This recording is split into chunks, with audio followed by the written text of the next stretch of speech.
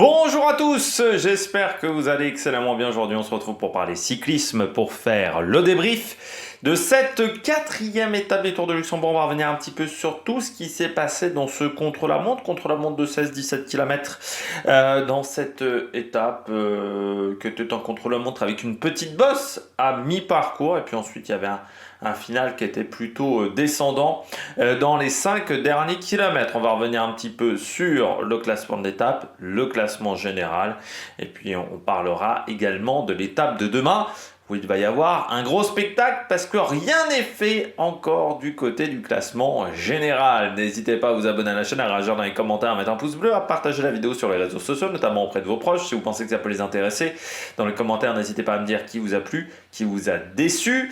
Vous avez la possibilité de faire un super thanks, ça c'est seulement si vous en avez les moyens, ça permet de soutenir mon travail. Vous pouvez également ajouter la petite cloche, comme ça vous êtes au courant des dernières vidéos qui sortent sur la chaîne. Pour ça, rien de plus simple, il suffit de cliquer sur vous abonner. Sur la droite, vous allez avoir un petit triangle, un petit onglet défilant.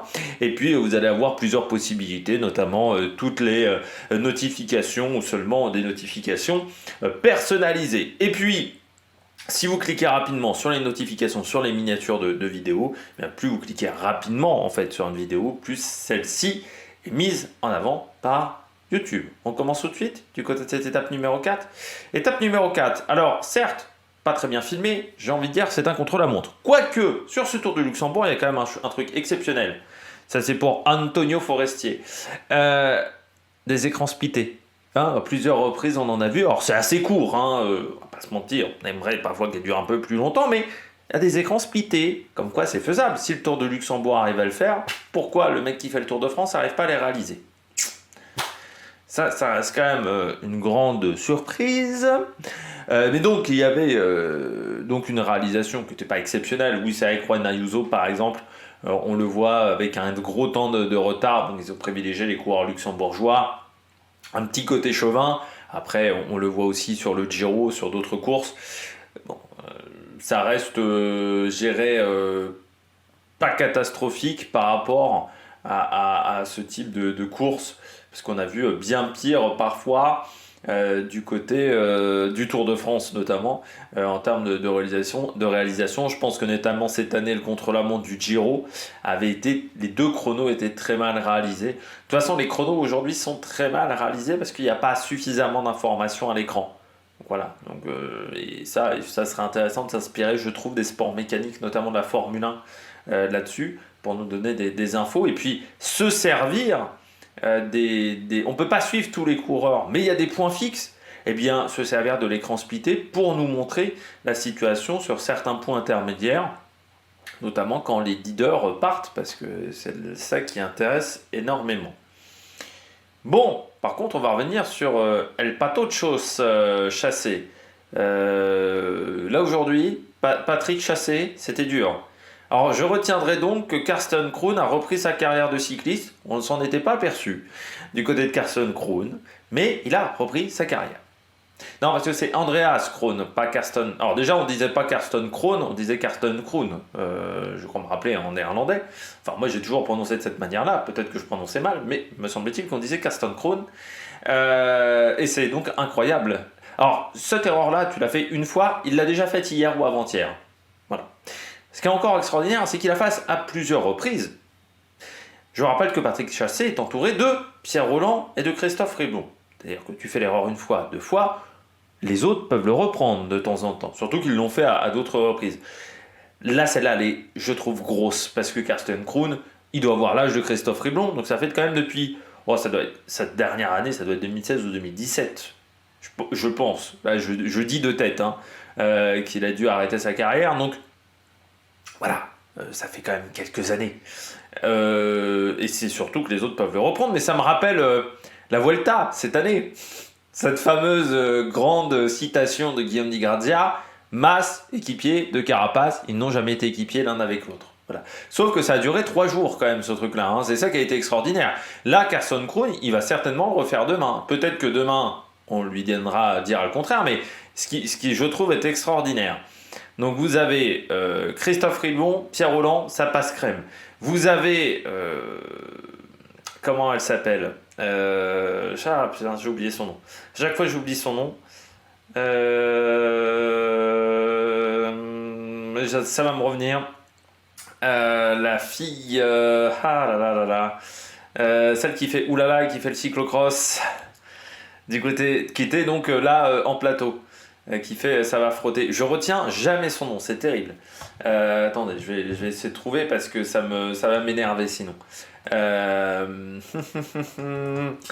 Équipe cyclisme journaliste. C'est pas Patrick Chassé. Claire Bricogne. Voilà. Chaque fois, j'arrive pas à retenir son nom, c'est terrible. Claire Bricogne, donc elle était en plateau. Pareil, c'est passé totalement crème, quoi. C'est ça qui est un peu problématique. Bon, ça veut dire qu'il y a un moment, ça serait bien d'améliorer les choses, quoi, parce qu'on ne peut pas enquiller ce nombre d'erreurs, quoi. Il y a un moment, là, c'était erreur sur erreur sur erreur, quoi. Pendant toute l'après-midi, on a eu que des conneries, quoi. Alors, Carson Kroon reste la plus grosse, mais alors, les coureurs confondus, je rappelle, c'est un contre-la-montre. Alors, confondre des coureurs sur un contre-la-montre, c'est quand même magnifique. Chez EF, je sais plus quelle connerie il a dit du côté de chez EF, mais il n'avait pas le bon premier coureur. Bon, c'est quand même magnifique de ne pas avoir le classement devant les yeux. Ça pourrait être pas mal de l'imprimer. Mais t'as l'impression qu'il prépare les courses, mais vraiment à l'arrache, quoi. C'est ça qui est extraordinaire. Mais là, c'était connerie sur connerie. Vraiment. J'ai trouvé ça exceptionnel. Parce que bon, il y a un moment... là, c'est difficile de les enchaîner à ce niveau-là. C'était presque du talent.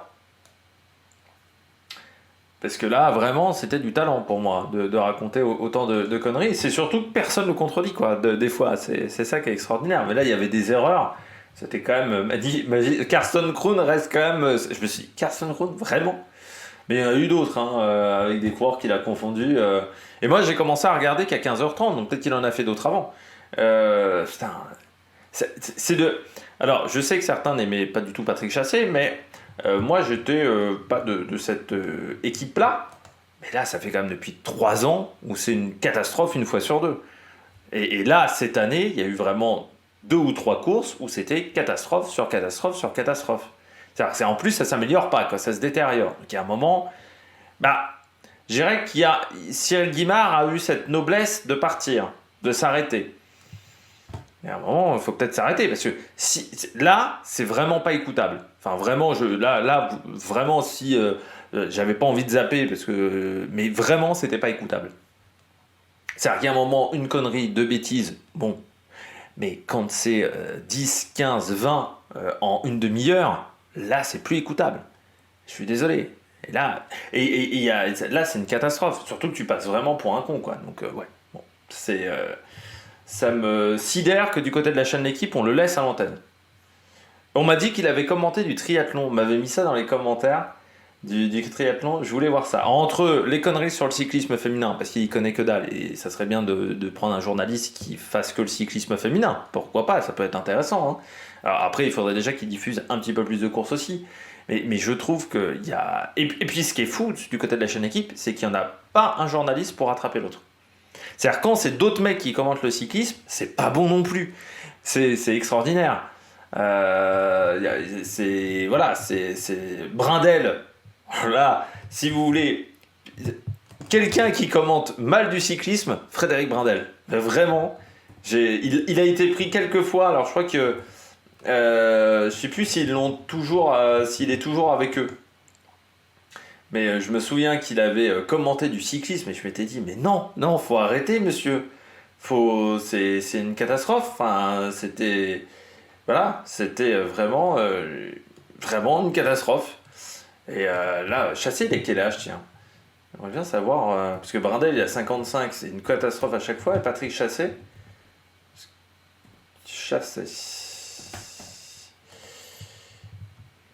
Ouais, pourtant, il a 59 ans.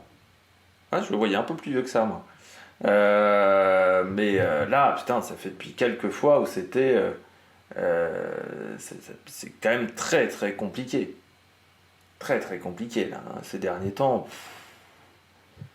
Enfin, il y a un moment, ouais. Il y a trop d'erreurs. Trop d'erreurs. Moi aussi, je fais des erreurs de temps en temps. J'en ai faites.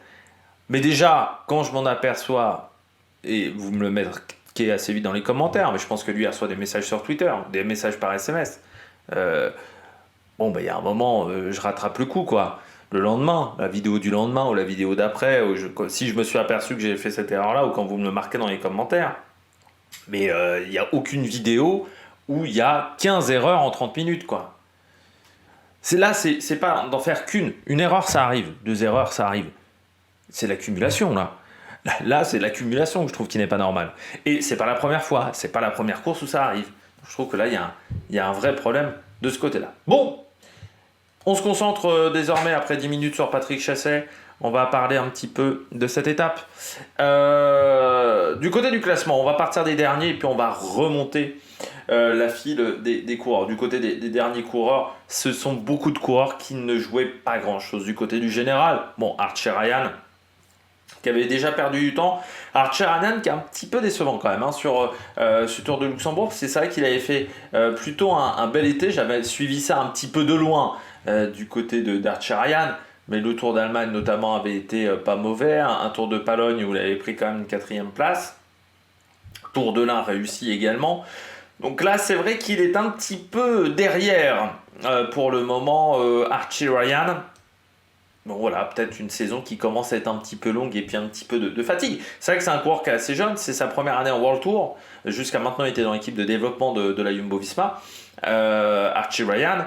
Et voilà, c'est une première saison après un très bon Tour de l'Avenir l'année dernière. Peut-être un petit peu de fatigue pour lui. Alors c'est dommage, c'est que là, comme vous voyez sur Pro Cycling Stats, il est marqué encore championnat du monde plus la Japan Cup, le Road Cycle Road, je sais plus maintenant. Voilà, Utsunomiya, parce qu'elle a changé de nom cette course.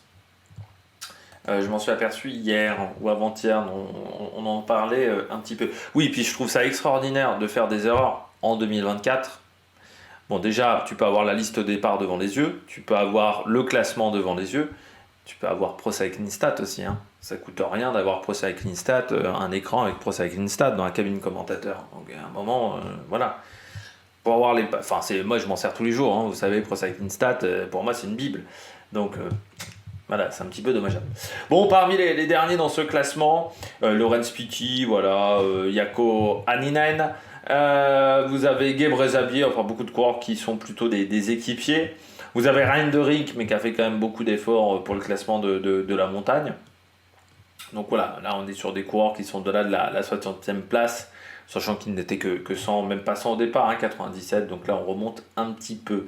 Parmi les coureurs un petit peu décevants sur cette semaine, eh bien je commence avec Odd Christian Ekig. Vous avez également Magnus Cort Nielsen qui finissent quand même à 1,35 pour Cort Nielsen, Odd Christian Ekig à 1,44. Bon, Odd Christian Ekig sur la semaine, j'ai pas trouvé incroyable. De toute façon, la Uno X a été très discrète hein, sur cette semaine. C'est vrai qu'on aurait pu s'attendre à un petit peu mieux du côté de la Uno X. Cort Nielsen, il a été transparent. Alors, c'est vrai que pour moi, c'était un peu le leader de cette équipe. Cort Nielsen, et ouais, il a eu du mal à redémarrer en ce mois de septembre. C'est vrai qu'il n'avait pas couru depuis la Bretagne classique. Donc, grosse période de pause du côté de Magnus Cort Nielsen. Donc peut-être une phase de reprise qui a été un petit peu compliquée. Lui aussi, il a un calendrier très très fourni pour la fin de saison. Là, je l'ai trouvé vraiment pas top. Voilà, Magnus Cort Nielsen. Pour moi, c'est vraiment typiquement le parcours qui lui convient. Donc c'est un parcours où il aurait dû être dans le top 10, top 15. Là, il n'est pas du tout dans ce classement-là. Il est 65e, pardon. Et vous voyez, hein, toute la semaine, il a été en dehors du top 50. C'est quand même pas exceptionnel. Encore une fois, sur ce Tour de Luxembourg, ils étaient 115, 120 au départ. Donc voilà, ne pas être dans le top 50 de chacune des étapes, c'est un petit peu loin quand même du côté de Magnus Cort Nielsen. Et je m'attendais à mieux, voilà. Je me disais, quand j'avais vu la liste de départ, je me suis dit, ah tiens, il y a Cort Nielsen, pas mal. Là, je regarde toujours un petit peu avant. Je me dis, ah bah tiens, j'ai envie de voir ce coureur-là. Tiens, ce cours-là, je le connais pas, j'ai envie de voir ce que ça va donner, et voilà. Et du côté de Cort Nielsen, j'ai été déçu. Voilà. Et peut-être parce que un petit peu de fatigue. On remonte Julien Bernard, Valentin Madouas aussi du côté de Valentin Madouas, mais il l'a dit en interview, fatigué. Voilà, Valentin Madouas. L'année a été longue pour Valentin Madouas. Il l'a dit, j'ai besoin un peu de me ressourcer, notamment musculairement, où il a un petit peu du mal, un petit peu de fatigue. Donc voilà, du côté de Valentin Madouas, qu'on avait mis dans les flops hier, eh bien ça n'a pas été beaucoup mieux aujourd'hui. Après, c'est pas un expert du contre-la-montre, Valentin Madouas, mais là, il est là aussi en dehors du top 50. Donc ça veut dire de la fatigue, pas mal de fatigue pour ce coureur. Caruso, loin. On aurait pu s'attendre à ce qu'il fasse ce chrono à fond, Caruso, du côté de la Bahreïn, mais il n'y a que Tiberi au final qui l'a fait à fond. Je crois du côté de la Bahreïn, mais je me disais, tiens, Caruso va peut-être donner des indications à Tiberi. Bon, non, ça n'a pas été le cas. Là aussi, année compliquée pour Damiano Caruso. La Vuelta a été dure, Burgos abandon. Il a pas mal abandonné ces derniers temps. Et même sur le Giro, bon, bah, il était derrière Tiberi. Alors même s'il finit 17ème du général, bon, en haute montagne, il a rarement été dans le coup, à part en troisième semaine. Et sur les autres courses, ça n'a pas été facile non plus pour Damiano Caruso. On est loin du Damiano Caruso de 2021 notamment, qui avait été très costaud. C'est vrai que quand vous comparez là sur le classement PCS ses points en 2023, 2022, 2021 et ce qu'il a fait en 2024, bah, on est très très loin. Et j'ai envie de dire que aussi peu de points Pro Cycling Stats pour lui, il faut remonter donc à 2010. Vraiment à son tout début de carrière. Donc ça montre bien que l'année n'a pas été facile pour le coureur italien qui a encore une année de contrat en 2025, Damiano Caruso. On remonte, Rui Costa, là aussi un petit peu loin, mais on en avait parlé déjà ces derniers jours que Rui Costa c'était pas fantastique. Bon, bah, en 4-5 jours, tu peux pas vraiment te refaire la cerise. Donc voilà, 1,27. Petite déception, Bart Lehman. Il y a du travail à faire sur le contre-la-montre pour Bart Lehman. 1,25 de perdu, encore une fois, sur un parcours qui faisait 16 ou 17 km. Eh bien, c'est un petit peu loin quand même du côté de Bart Lehman. S'il veut jouer prochainement le classement général sur des courses d'une semaine, par exemple, de ce niveau-là, puisqu'il a les capacités de le faire, on l'a vu sur cette semaine, il faudra progresser un petit peu, gagner une vingtaine de secondes sur ce chrono-là, une 25, une 26 même quasiment, c'est un petit peu loin. Encore une fois, il y avait 16 km, 17 km, donc là ça fait quasiment 4-5 secondes du kilomètre. Ça fait vraiment beaucoup, 4-5 secondes du kilomètre, ça doit faire 3 km/h, 4 km/h, ouais voilà, quasi 3,5 Donc ça veut dire qu'il a été en moyenne 3 km/h et demi plus lent que Juan Ayuso. Il y a un bon kilomètre-heure à aller chercher et ça passe par du travail à l'entraînement sur le haut de chrono, mais ça reste un coureur qui est assez jeune, qui était chez Human Power Off l'année dernière. Il a fait beaucoup d'équipes, Bart Lehman, qui n'étaient pas forcément des équipes qui travaillaient le contre-la-montre parce que c'était pas la priorité, tout simplement, de ces formations-là. La priorité, c'était de marquer des points. Il savait que souvent le matériel dans beaucoup d'équipes de deuxième division et dans des équipes de troisième division n'est pas forcément du matériel de l'année. Enfin, il n'y a pas d'accord forcément avec un gros partenaire cycle. Donc c'est compliqué d'avoir des vélos de contre-la-montre qui soient exceptionnels. L'exemple de Total Energy cette année qui a des vélos Specialized maquillés notamment. C'est pas toujours simple d'avoir des vélos de l'année, d'avoir un partenariat énorme. Donc il faut faire des concessions. Et souvent on ne travaille pas le chrono dans les équipes de Continental. C'est pas la priorité. Et donc là, c'est ce qui a manqué peut-être à Bart Lehman, c'est un petit peu d'expérience dans ce domaine-là. Du côté du néerlandais, on remonte un petit peu le classement. Ryan Asruch, Fausto Masnada, Oscar Chamberlain, pas mal pour un jeune coureur. Oscar Chamberlain, une 19, 36e. Encore une fois, c'est un coureur qui a 19, Chamberlain. Voilà, donc ça reste un coureur qui est jeune. Donc souvent c'est compliqué pour les jeunes coureurs sur le contre-la-montre parce qu'il y a un vrai gap, il y a un vrai écart de niveau entre les contre-la-montre chez les espoirs et les juniors et les contre-la-montre chez les élites. Et ça se voit, Je pense à Michael Berg, par exemple, qui a mis beaucoup de temps avant d'avoir un minimum de niveau de performance chez les élites. Lekne Sund, aujourd'hui, qui est transparent du côté des contre-la-montre dans les élites. C'est des coureurs qui ont été performants pourtant chez les jeunes, mais parfois la barrière est un peu haute, alors que d'autres coureurs qui n'étaient pas forcément performants chez les juniors, eh bien, arrivent eux à se bonifier avec le temps et à trouver des améliorations et à progresser énormément. Donc c'est vraiment un travail d'expérience. Le chrono, il faut se connaître énormément et il faut avoir de l'expérience sur sa gestion de l'effort. Ça arrive quand même avec un petit peu de maturité. C'est rare les coureurs comme Remco Evenepoel qui arrivent encore une fois à passer de junior à élite, déjà quasiment sans transition et en étant très bon sur le chrono. On pourrait dire le chrono c'est facile parce que c'est juste rouler et appuyer sur les pédales et qu'il n'y a pas la tactique. Oui, mais il y a de la gestion de l'effort à avoir et il y a aussi de la puissance physique à acquérir, hein. C'est de la puissance physique. Et ça, c'est compliqué de l'avoir à 18, 19, 20 ans. Il faut un petit peu travailler, un petit peu dans le temps. Et vous voyez, même un coureur comme Tiberi progresse énormément sur le chrono depuis 2-3 ans. C'était déjà un coureur qui était très bon sur le chrono. Et malgré le fait que je pense qu'il travaille moins ce domaine-là pour travailler plus en montagne, il progresse quand même dans la hiérarchie du chrono parce qu'il gagne en qualité physique. Donc c'est pas mal voilà, pour un coureur de ce type-là. Après, c'est un coureur très grand gabarit, 1,94-74 kg. C'est peut-être un exercice qu'il doit travailler un petit peu, Oscar Chamberlain, parce que ça peut être par rapport à son gabarit une qualité qui peut être bonne. Et puis il y a l'école australienne de la piste. Les Australiens font quasiment tous de la piste dans leurs jeunes années. Forcément, savoir être positionné sur un vélo, c'est un petit peu d'habitude. Et puis là, je me dis quand même que du côté de Chamberlain, il était dans l'équipe de développement. Encore une fois, des fois dans l'équipe de développement, on fait pas des tests de soufflerie, on ne s'entraîne pas forcément sur le contre-la-montre énormément. Donc voilà, il y a peut-être encore des évolutions à avoir sur sa position sur le vélo. Il y a peut-être des progrès à avoir dans ce domaine-là pour un coureur comme Oscar Chamberlain. On remonte un petit peu dans le classement. Bon, Andreas Kron, là aussi, petit déficit de performance sur un chrono de ce type-là. Ça fait perdre des places. Et là, du côté d'Andreas Kron, on est à 1,16. Il est derrière un coureur comme Asparen, qui pourtant n'est pas passé forcément par des structures où on travaillait beaucoup le chrono, du côté de Q36.5. Je suis même pas sûr que chez Q36, par exemple, on travaille beaucoup le chrono, parce qu'on n'en fait pas tant que ça dans l'année. Donc du côté d'Asparen, finir derrière Asparen pour Andreas Kron, c'est pas forcément fantastique. Pelayo Sanchez, Damian Ossonne, qu'on a assez peu vu cette semaine.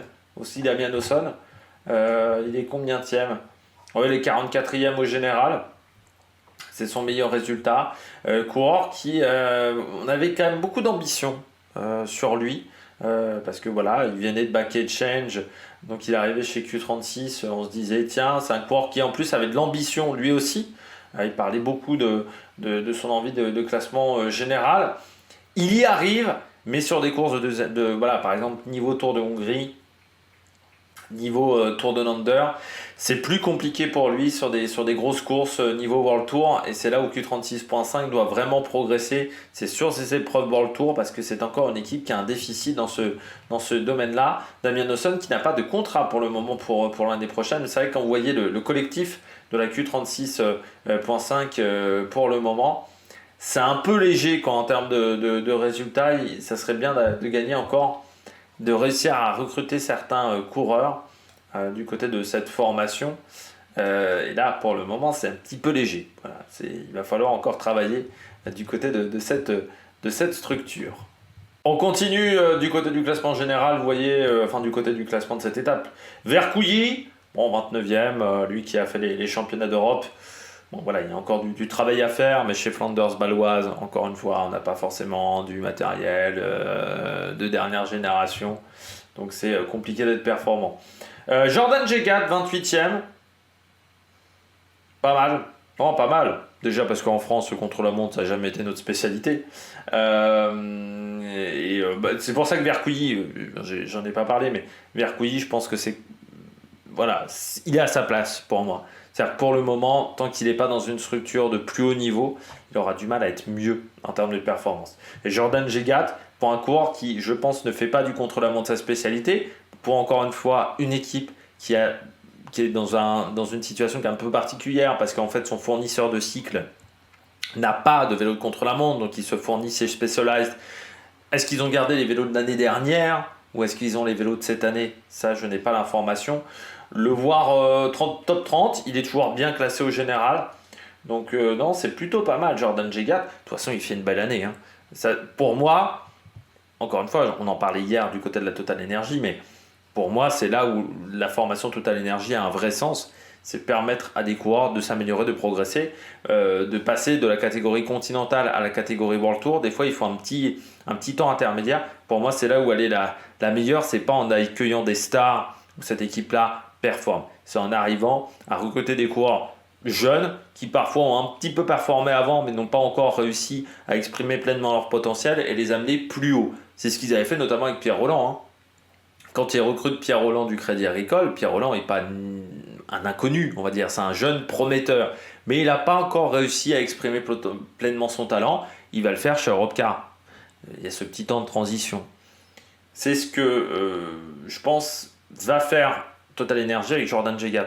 Le faire progresser et l'amener vers le World Tour. Je ne sais pas si vous avez vu, ils ont décidé de recruter Alexandre Delettre. Très bon choix de recruter Alexandre Delettre. Il a fait une très bonne saison en Conti cette année avec Saint-Michel Aubert 93. On sait qu'il a un très bon niveau sur les manches de Coupe de France. Ça peut aider Total Energy. Ça, c'est une bonne recrue. Et on verra ce que ça donnera du côté d'Alexandre Delettre. Mais c'est un bon petit puncher, intéressant, avec une bonne petite pointe de vitesse aussi. Et on a vu, c'est un coureur qui a marqué beaucoup de points cette année en Coupe de France pour Saint-Michel. Mavic, Aubert 93. Bob Jungels.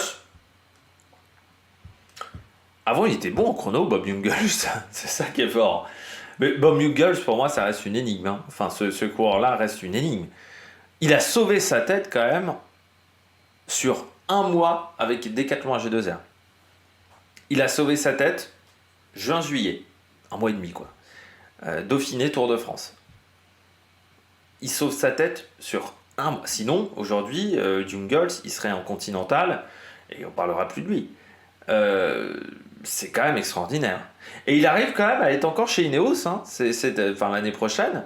C'est un bon coureur, c'est un bon équipier. Mais c'est vrai qu'au départ, quand on voyait quand même Bob Jungels, on se disait...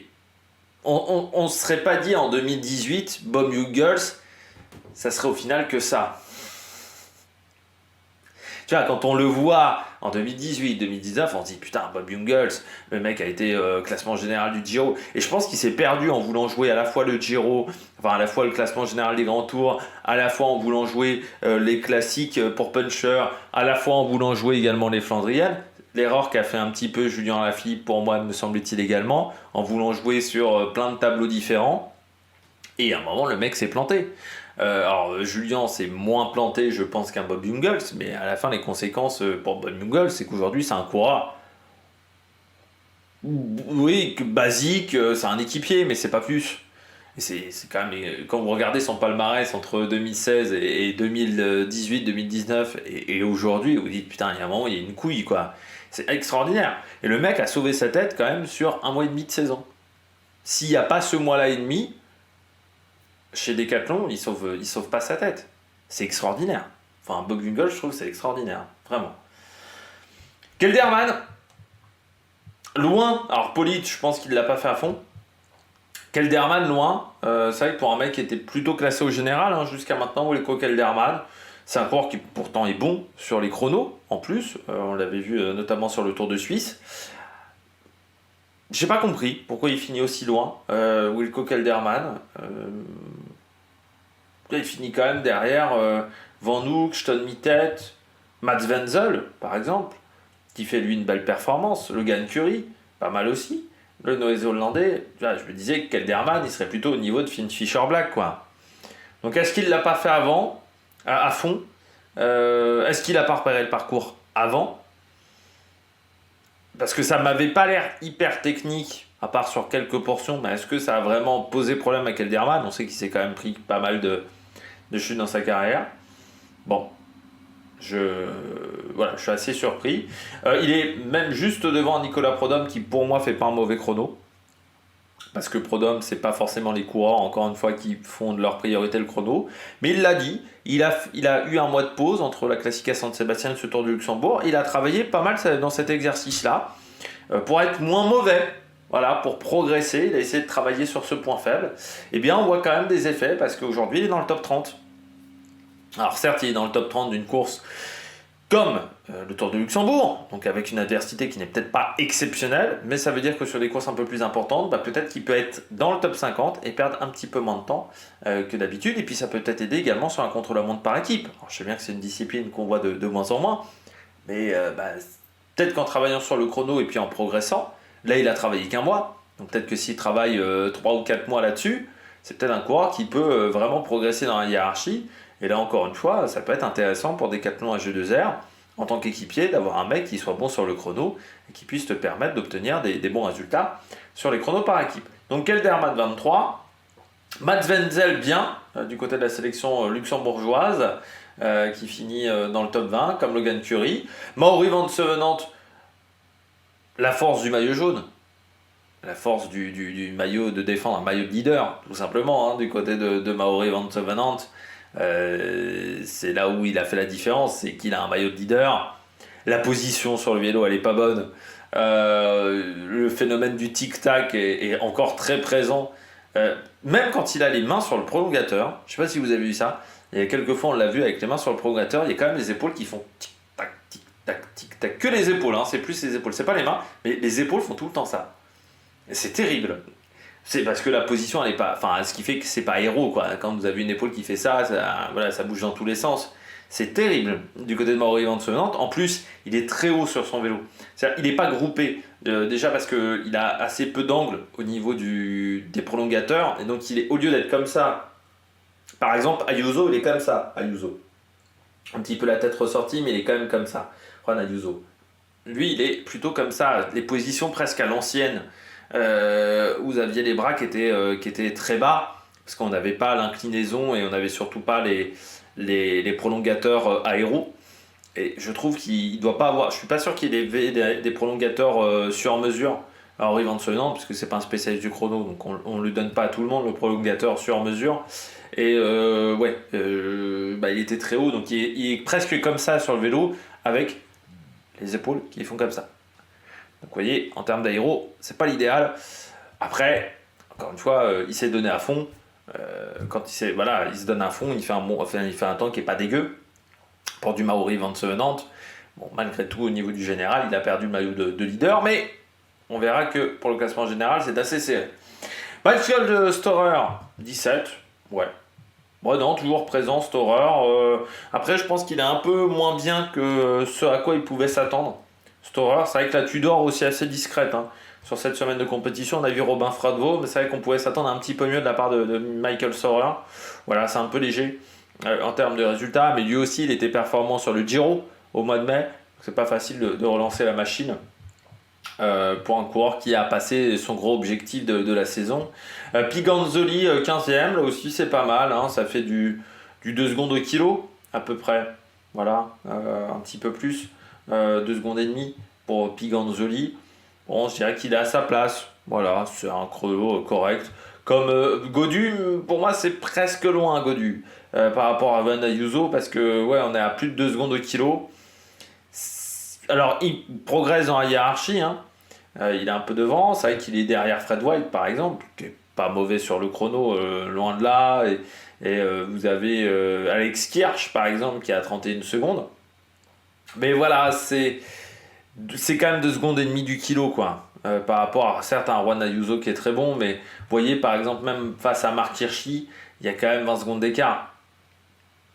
Donc il y a plus d'une seconde au kilomètre par rapport à un Marc Hirschi, par rapport à un Van Der Poel qui pour moi n'a pas été exceptionnel. Je me dis, il y a encore du travail à faire pour David Godu. Du côté du chrono, après c'est peut-être pas un exercice, il a fait énormément cette année. Il avait beaucoup travaillé sur le chrono l'année dernière.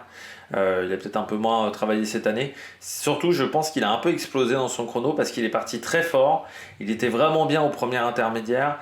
Et j'ai l'impression qu'il a un peu souffert sur la fin, David Godu. Donc voilà, peut-être un petit manque de jambes du côté du coureur français. sur ce chrono.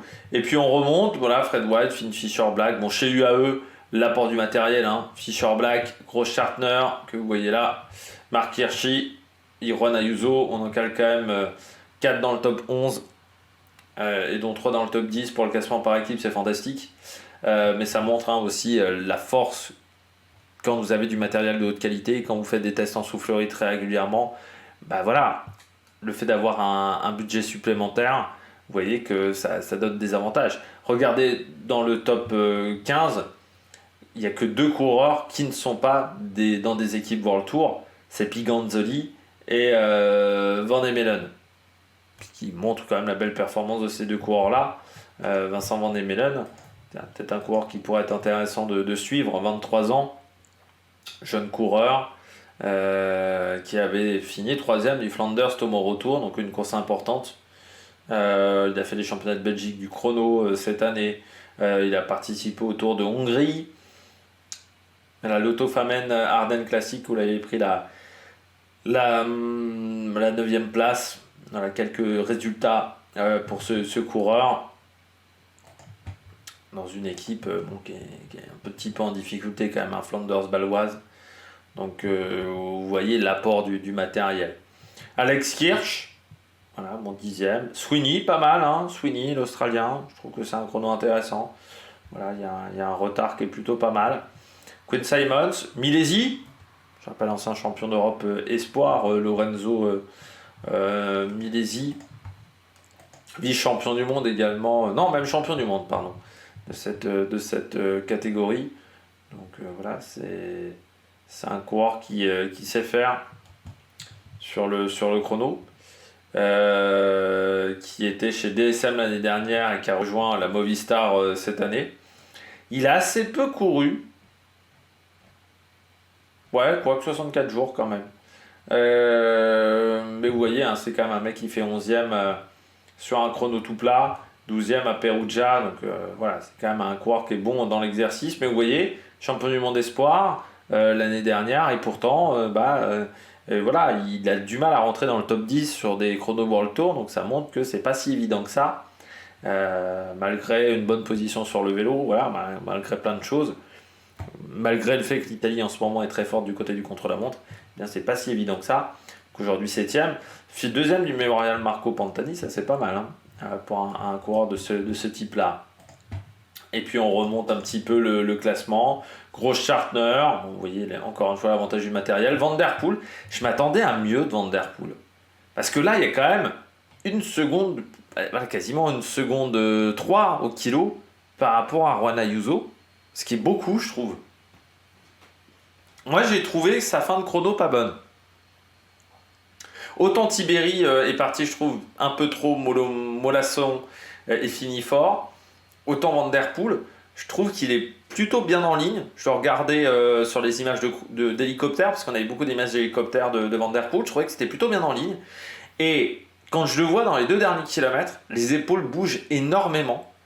Donc je suis assez surpris parce que c'est plutôt un coureur qui est bien en place sur un vélo. Il y a rarement les épaules qui bougent, Van Der Poel. Et là, je trouvais vraiment, regardez, dans sa dernière ligne droite, les épaules bougent beaucoup. Donc j'ai l'impression qu'il a vraiment souffert sur la fin du chrono. Est-ce qu'il est parti un peu vite? Je serais surpris quand même du côté de Van Der Poel. Est-ce que le régime a peut-être entamé un petit peu les réserves physique, et ce qui fait qu'il pensait tenir jusqu'à la fin et qu'il n'a pas réussi à tenir jusqu'à la fin, parce que c'est vrai qu'il est très fit. Hein. Van Der Poel, je crois que je ne l'ai jamais vu aussi maigre. Donc c'est peut-être ce qui a joué sur la fin. Mark Hirschi, je ne m'attendais pas à ce qu'il soit aussi bien, Mark Hirschi.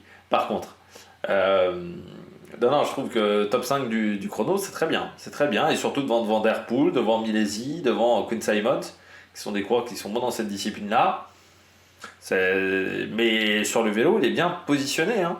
Mark Hirschi, hein, bien posé sur le vélo, ça bouge pas, il y a de la puissance. Alors tu sens qu'il n'y a pas un bras de levier exceptionnel parce qu'il n'est pas si grand que ça, Mark Hirschi, mais c'est vraiment bien. C'était bien en place, je trouve. Puis vraiment, il finit bien son chrono, non, c'était vraiment bien. Pedersen, il a eu le problème, Pedersen, de partir à l'aveugle. Il fait partie des coureurs qui sont partis extrêmement tôt, Mats Pedersen. Et forcément, il avait un manque de points de repère. Donc lui, quand il gagne, quand il passe en tête, il a 10 secondes d'avance sur tout le monde. 10-15 secondes d'avance sur tout le monde. Ça veut dire qu'il n'avait pas forcément des repères. Donc c'est compliqué de se dépasser dans l'effort quand on sait qu'on a un petit peu de marge sur ses adversaires et qu'on sait qu'on va finir premier. Même si on finit pas fort. Donc voilà, il a manqué peut-être un peu d'adversité, on va dire, dans l'idée, au moment où il est passé des temps de référence du côté de Mats Pedersen. Tiberi, pour moi, Tiberi, il aura un regret. Il est parti super pas vite. C'est-à-dire qu'il est parti vraiment lentement. Antonio Tiberi. Il finit fort. Sur la première partie de chrono, c'est trop lent. Il nous a fait un peu une Almeida. Et alors ça aurait marché sur un chrono de 30 bornes, 35 km. Voilà, il aurait repris certainement le retard sur Ayuso. Sauf que là, c'était un chrono de 15. Donc si vous partez trop lentement sur les 5-6 premiers kilomètres, le temps de retrouver le bon rythme des pédalages, c'est compliqué. Il finit très fort. Il montre aussi que malgré le fait qu'il ait travaillé en montagne, depuis qu'il a rejoint la Bahrain Victorious, il n'a pas perdu ses qualités en contre-la-montre. On l'avait déjà vu sur le Giro, c'est toujours le cas aujourd'hui. Du côté d'Antonio Tiberi, mais vraiment il est parti trop longtemps sur les premiers intermédiaires, donc ça lui coûte.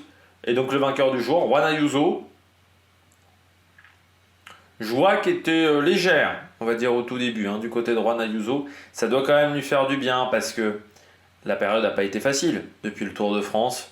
Alors là, il n'y avait pas Mauro Gianetti pour lui mettre plein la gueule. Parce que je pense que là, la séparation est faite avec Mauro Gianetti. Même si pour le moment, on ne le voit toujours pas aller ailleurs. Alors c'est vrai qu'il y a eu un peu de la com du côté du AE pendant le Grand Prix de Montréal et le Grand Prix de Québec. Où on nous disait tout va bien, c'est la grande famille, c'est la grande colo. Bon, c'est encore à voir dans la réalité, parce que dans d'autres équipes on a vu ça, et puis 3 jours après ils se tiraient dans les pattes. Mais ça va faire du bien, parce que l'été n'a pas été facile. Pour Juan Ayuso, il a vécu un été difficile, où sur le Tour de France il se l'est pris un petit peu en pleine gueule. On lui a reproché beaucoup de choses.